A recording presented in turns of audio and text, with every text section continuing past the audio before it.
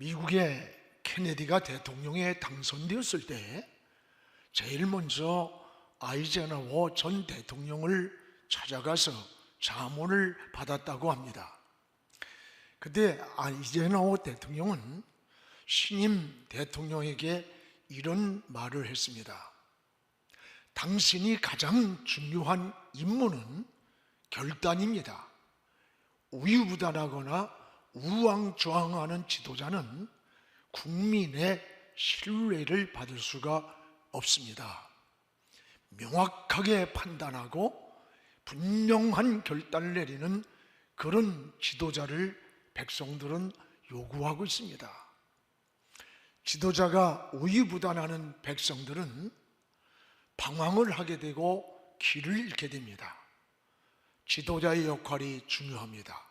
지도자의 결단이 필요한 시대, 바로 오늘 우리의 시대가 아닌가 그런 생각을 하면서 오늘 말씀은 스데반이 집사지만 그의 마지막 설교 부분입니다. 스데반의 메시지는 분명했습니다. 결단력이 분명했고 사람을 두려워하지 않았습니다. 그리고 담대하게 복음을 전했습니다. 스데반은 집사였지만 성경에 능통한 자였습니다. 오직 진리를 전하다가 순교한 초대교회 영적 지도자가 스데반입니다. 어쩌면 요즘 목사들보다 훨씬 나은 게 스데반 집사였다라고 하는 생각을 해봅니다. 오늘 여러분, 사도행전은 성령을 통해 나타난 이 사도들의 행적이 사도행전입니다. 이 사도행전을 관통하는 키워드가 뭡니까? 바로 성령의 역사입니다. 성령의 역사예요. 그래서 하나님의 나라는 이 성령의 역사를 통해서 이루어가는 거예요. 여러분, 말씀은 항상 우리 삶에서 거룩한 충돌을 일으킵니다. 여러분, 육신의 소욕과 또는 비진리와 충동이 일어나는 거예요. 이것을 성경은 영적 충돌이라고 말합니다. 은혜와 변화가 뭐라고 생각합니까? 오늘 54절에 보면 그들이 이 말을 듣고 마음에 찔려라는 말이 나와요. 오늘 여기에서 찔려라고 하는 말은 본인이 가지고 있는 기존적 가치관과 충돌하는 겁니다. 마음에 거룩한 충동이 일어나는 겁니다. 여러분, 기도할 때 언제 이런 일이 일어날까요? 기도할 때 또는 찬양할 때, 말씀을 들을 때 이 거룩한 충동이 일어나는 거예요. 충돌이. 왜? 기존적인 내가 가지고 있는 기본적 가치가 있습니다. 그 가치와 충돌하는 거예요. 이것이 은혜고 변화입니다. 여러분께서 설교를 들을 때 우리는 대상이 항상 우리들이라고 들으면 안 돼요. 하나님 말씀을 들을 때는 내가 되어야 됩니다. 내가 항상 하나님이 내게 주시는 말씀으로 받아야 되는 거예요. 여러분, 설교를 듣는 모습을 수정해야 돼요. 하나님이 내게 주시는 말씀을, 성경에는 하나님이 내게 주시는 말씀으로 임해야 된다는 거예요. 임해야. 그래서 구약 성경에는 임했다는 말이 많이 나와요. 여러분, 아미떼의 아들 요네에게, 또 저 느헤미야에게, 예레미야에게, 또 이사야에게 임했다라는 말씀이 나옵니다. 여기 임한다는 말씀은 우리 마음에 말씀이 부딪혀 오는 거예요. 감동하는 거예요. 영감이 오는 거예요. 깨달음을 주는 거예요. 이것을 레마라고 합니다. 내 마음속에 임하는 감동, 깨달음이에요. 때로는 감격으로 우리 마음에 부딪혀 올 때가 있습니다. 때로는 헌신할 마음으로 부딪혀 오고, 때로는 내가 왜 이렇게 살았을까 하는 회개의 마음으로 부딪혀 오기도 합니다.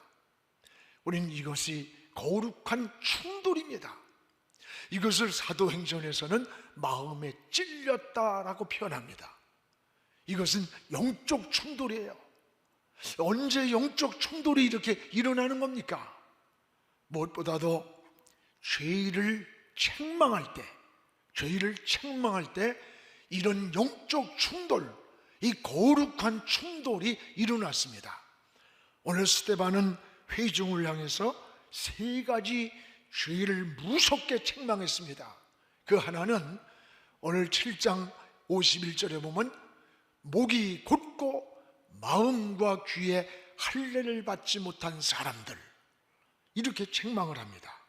목이 곧고 마음과 귀에 할례 받지 못한 사람이라고 책망하는 거예요. 목이 곧다는 말은 뭘까요? 교만하다는 표현이에요. 여러분, 하나님 말씀에 순종하지 않는 자세가 목이 곧은 거예요. 당시 이스라엘 백성들은 하나님께서 그들을 책망할 때 이 모두 곧은 백성들아, 패역한 자들이라 이렇게 책망했습니다. 여러분, 교만입니다. 불순종입니다. 하나님 앞에 교만하면 버림을 받습니다. 성경의 우시야 왕이, 아합 왕이, 사울 왕이 왜 버림을 받았습니까? 교만했기 때문입니다. 곡식은 익어갈수록 고개를 숙입니다. 여러분, 신앙은 성숙해 갈수록 겸손해집니다. 그런데 이스라엘 백성들은 목이 곧고 패역하다고 이 스데반이 무섭게 책망을 하는 것을 볼 수가 있어요. 또 하나는 성령을 거스린다고 책망을 했어요. 이 성령을 거스린다는 말은 성령의 인도를 따르지 않는다는 말입니다. 성령의 인도를 따르지 않을 때 영적인 길을 잃어요. 방향을 잃고 목표를 잃는 거예요. 여러분, 성령은 우리의 인도자가 됐습니다. 그러므로 우리는 늘 성령께 길을 물어야 돼요. 성령이 인도하시는 길을 안전한 길입니다.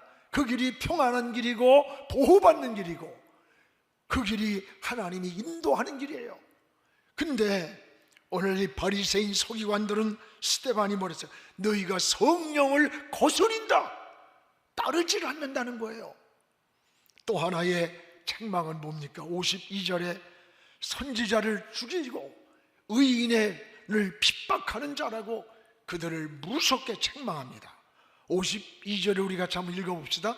너희 조상들이 선지자들 중에 누구를 핍박하지 아니하였느냐?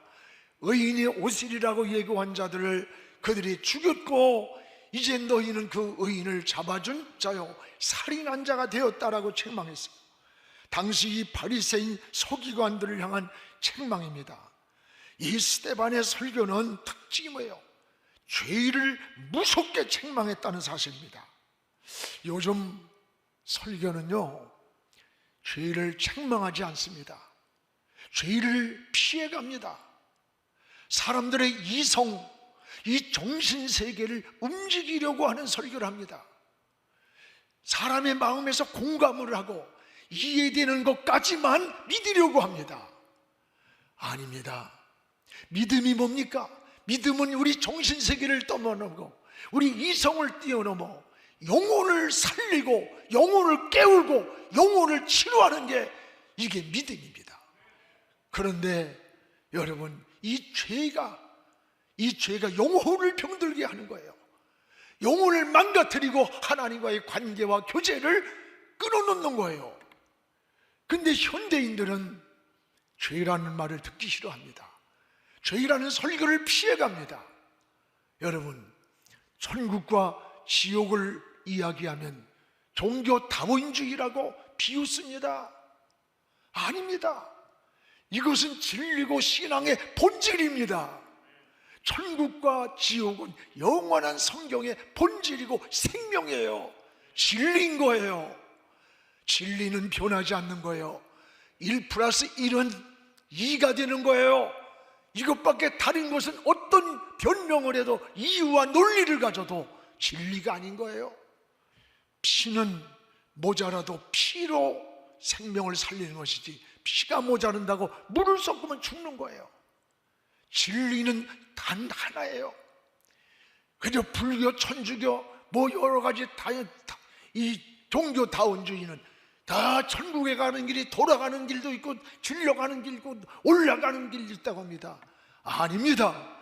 우린 저 영원한 천국에 가는 생명의 길은 오직 하나밖에 없습니다. 오직 예수 그리스도, 그분만이 길이고 진리고 생명이고 아버지께로 갈 길이 없는 거예요. 진리는 타협이 돼서 되는 게 아니에요. 이 진리를 우린 전해야 돼요. 오늘 스데반의 설교는 십자가의 복음입니다. 여러분, 부활을 증거하고 다시 오실 주님을 증거했던 겁니다. 이 스데반이 거침없이 전하는 설교는 선지자적 설교예요. 듣기 들은 설교가 아니에요. 여러분, 무섭게 그 시대를 책망하고 서술이 시퍼란 바리새인 서기관들에게 잡혀가면 죽을 수도 있는데도 불구하고 무섭게 그들의 죄를 지적하면 목이 곧은 인간들아, 회개해야 된다. 여러분, 얼마나 무섭습니까? 너희가 선지자를 잡아 죽였다, 성령을 거스리고 있다. 그들의 마음을 찔려왔어요. 이 찔림이란 말은 조각조각을 내고 마음을 톱으로 킨다는 거예요. 이럴 때 그들의 마음이 막 찔려왔어요. 오늘 이때 때 어떻게 반응하냐가 중요한 거예요. 여러분의 마음속에 어떤 충돌이 일어날 때, 찔려올 때에 어떻게 반응합니까? 오늘 여기 보면 사도행전에는 마음에 거룩한 충돌이 일어날 때 두 가지 반응이 나타났습니다. 하나는 여기에 사도행전 2장 37절에 보면 어찌할꼬 회개를 했어요. 마음속이 찔려올 때에 그들이 이 말을 듣고 찔려 베드로와 다른 사도들에게 물어 이르되, 형제들아, 우리가 어찌할꼬? 이 찔려온다는, 마음속에 막 찔려올 때 그때의 고백이 어찌할꼬 어찌할꼬. 이 말씀을 듣고 마음속에 거룩한 충돌이 일어날 때 그들은 회개하기 시작했습니다. 어찌할꼬 고백합니다. 여러분, 은혜가 뭡니까? 은혜는 어찌할꼬 하는 마음의 거룩한 충돌이 일어나야 되는 거예요. 여러분, 이게 은혜입니다. 이럴 때 회개운동이 일어났습니다. 그리고 사도행전 2장 38절에 성령을 그들에게 선물로 주셨어요. 성령을 선물로 주셨어요. 그리고 그날의 제자의 수가 3,000명이나 하나님 앞에 돌아오는 놀라운 역사가 일어났던 겁니다. 사랑하는 여러분, 우린 말씀을 들을 때에 어떻게 들어야 합니까? 말씀을 듣다가 찔려올 때에 부딪혀 오기를 사모해야 되는 거예요. 오늘 하나님의 말씀에 부딪혀 올 때에 우린 육적인 소욕이 거기서 깨지고 영이 살아나는 거예요. 우린 날마다 내 육이 깨져야 돼요. 그래서 사도 바울도 나는 날마다 죽는다고 고백합니다. 내 영이 그때마다 새로워지고 살아나는 거예요.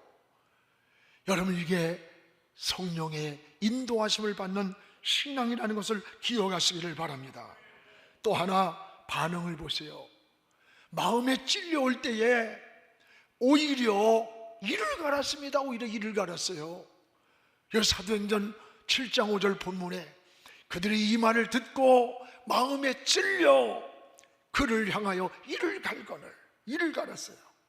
여러분, 스데반이 설교할 때나 오늘 베드로가 설교할 때나 똑같이 마음에 찔려온 거예요. 똑같이 찔려왔어요. 똑같이 마음에 영적 충돌이 일어난 거예요. 내가 기준적으로 가지던 가치관에 부딪히는 거예요 지금. 그런데 뭐가 다릅니까? 반응이 달라요. 스데반을 향해서 이를 가는 거예요. 찔려올 때에 어찌할꼬 하는 것이 아니라 거부하면서 마음을 닫는 거예요. 여러분, 문제가 뭡니까? 문제는 말씀이 아니에요. 똑같은 말씀인데 그 말씀을 받아들이는 우리의 마음밭에 문제가 있는 거예요. 우리 마음밭에, 그 사람의 마음밭이 어떠한 마음이냐, 어떤 자세로 말씀을 받느냐, 그게 중요한 거예요.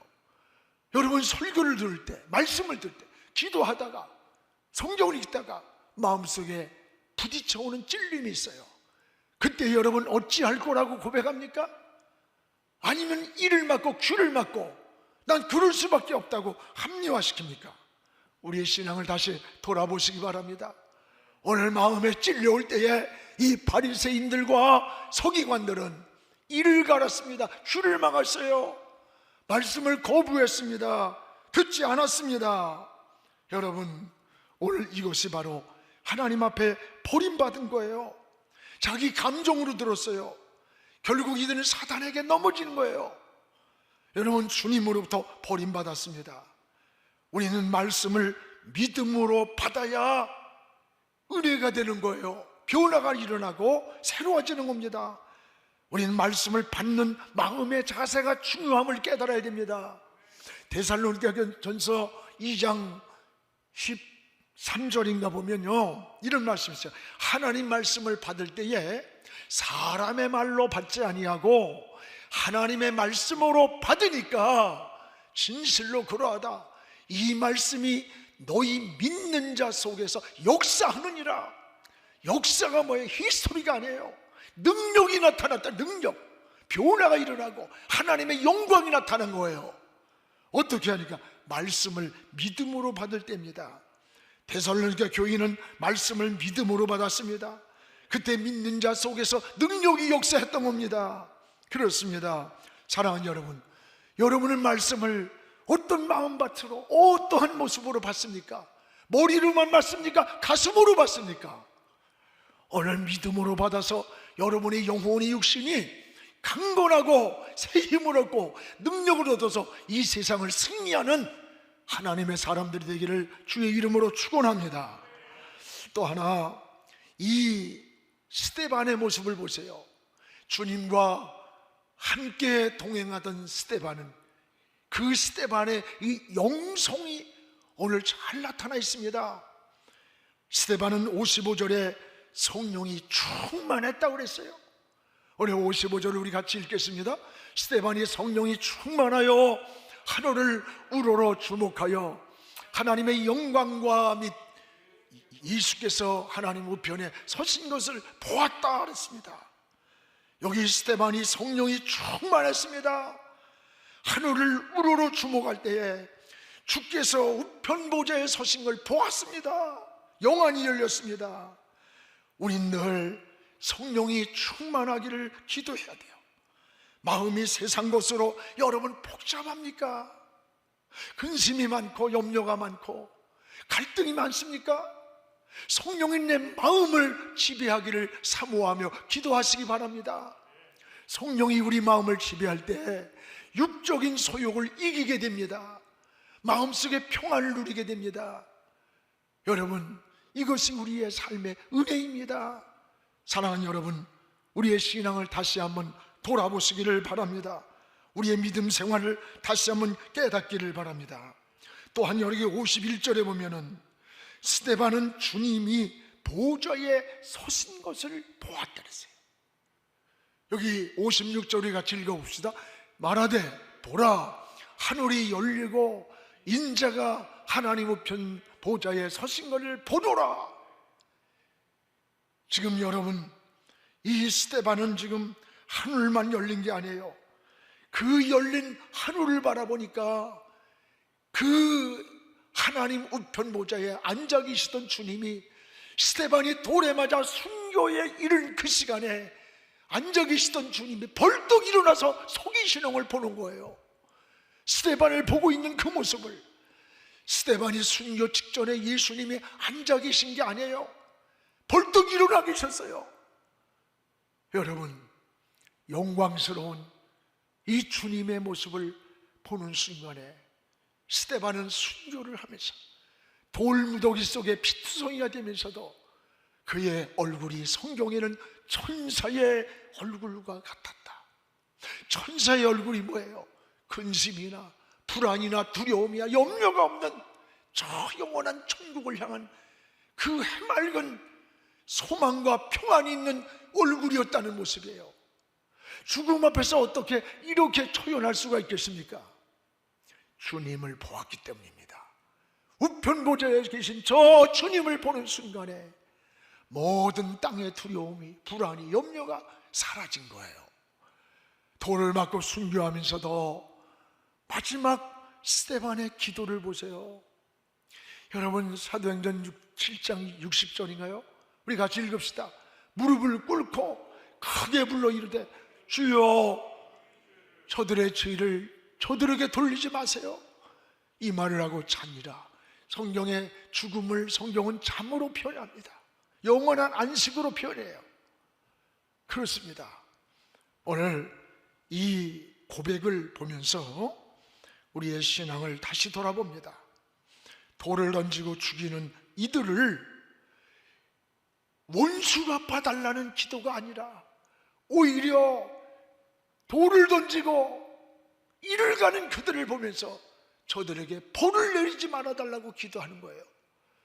저와 여러분 같으면 어떻게, 나를 괴롭히고 나에게 돌을 던지고 내 인생을 망가뜨리고 있는 저들 향해 하나님 살아계십니까? 지금 왜 침묵합니까? 나타나소서. 벌떡 일어나신 주님, 그냥 천둥번개 폐락을 쳐서 내려 까버리세요. 쳐버리세요. 아마 저 같은 그랬을 것 같아요. 아무리 생각해봐도. 여러분, 스데반의 기도는요, 예수님이 십자가에서 마지막 피를 흘리면서 침을 뱉고 네가 하나님의 아들이면 뛰어내리라고 하는 조롱하는 그들을 향해 아버지요, 저들이 알지 못해 저럽니다. 이 죄값을 저들에게 돌리지 말라고 하는 이 기도와 똑같은 기도를 오늘 스데반이 드리는 거예요. 이게 어떻게 가능합니까? 주님을 보았기 때문입니다. 눈이 열렸기 때문입니다. 저 천국을 보았기 때문입니다. 오늘 이런 용서는요, 인간적인 힘으로 할 수 있는 게 아니에요. 주님을 바라보는 눈이 열릴 때 가능한 용서입니다. 여러분, 우리 의지로 억지로 용서하려고 하면요, 내 삶이 병들어요. 화병이 생겨요.